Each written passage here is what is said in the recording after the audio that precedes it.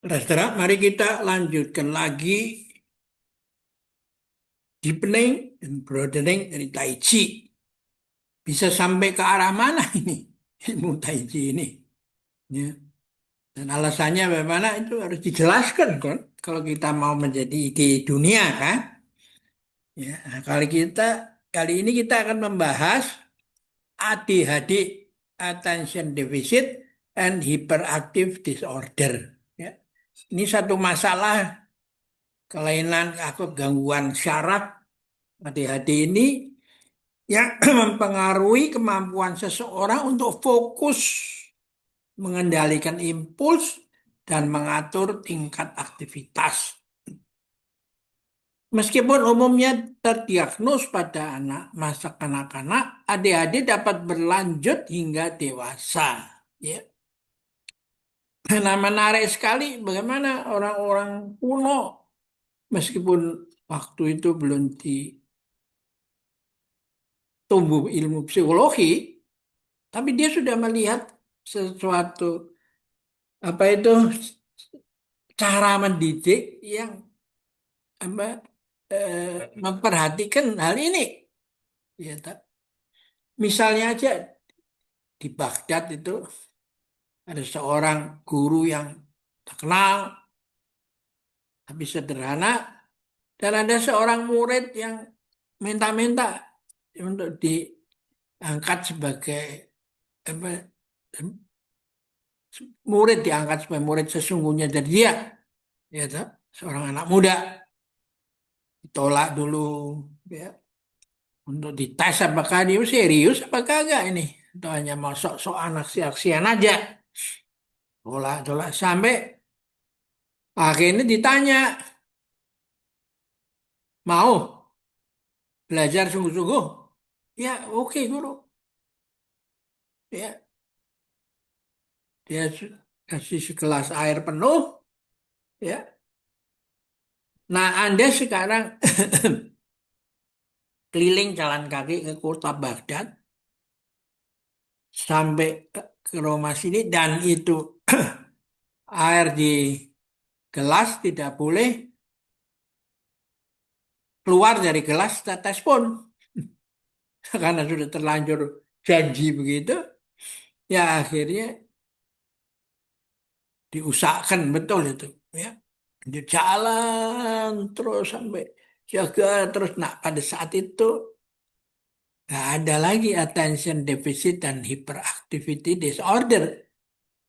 Otomatis dihilangkan dengan itu kan? Gitu? Nah, ini seni mendidik spiritualitas bukan agama yang mengajarkan ayat-ayat dibaca sampai hafal detailnya apa, ada di mana, halaman berapa, nomor ayatnya berapa. Dia orang-orang zaman dulu yang sudah masuk dalam esoterik ini melakukannya seperti ini, mengetes atau mengajar spiritualitas pada muridnya tuh, kan ngajarin dedon apa yang tidak boleh dan boleh dikerjakan serta apa hadiah-hadiah steak and carrotnya.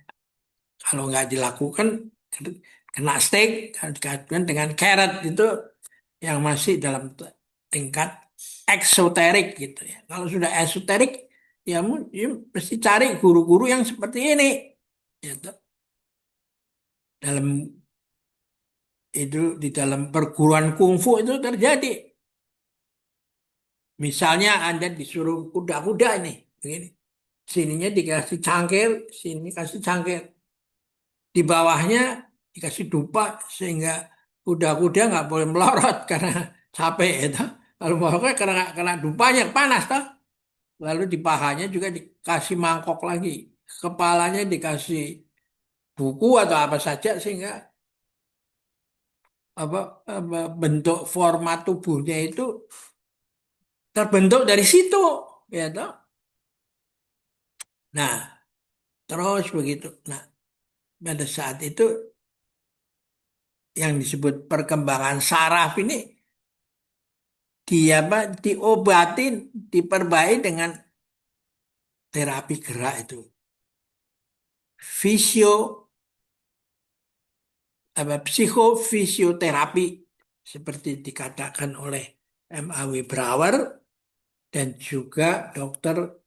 Briguna Siddharta dalam sambutannya di buku saya, tak?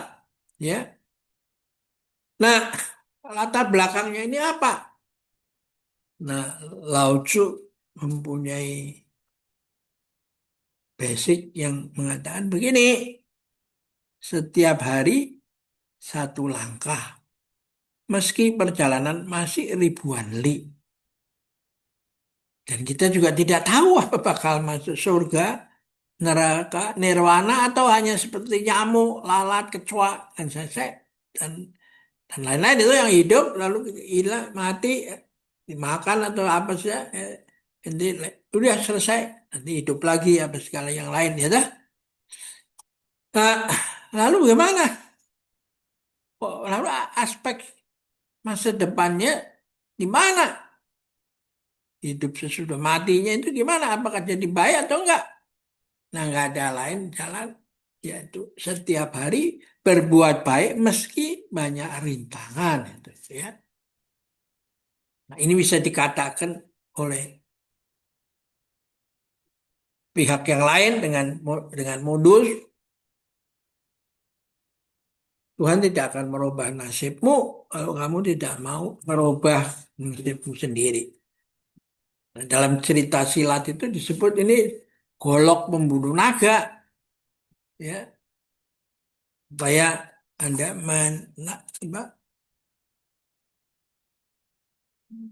ego Anda harus dihilangkan. Caranya begini, bukan dikasih ceramah tentang mengatasi egoisme, menghilangkan egoisme, tapi disuruh langsung bergerak itu. Nah, ini semua ada di semua agama, toh. Dan bagian aspek spiritualitas generik.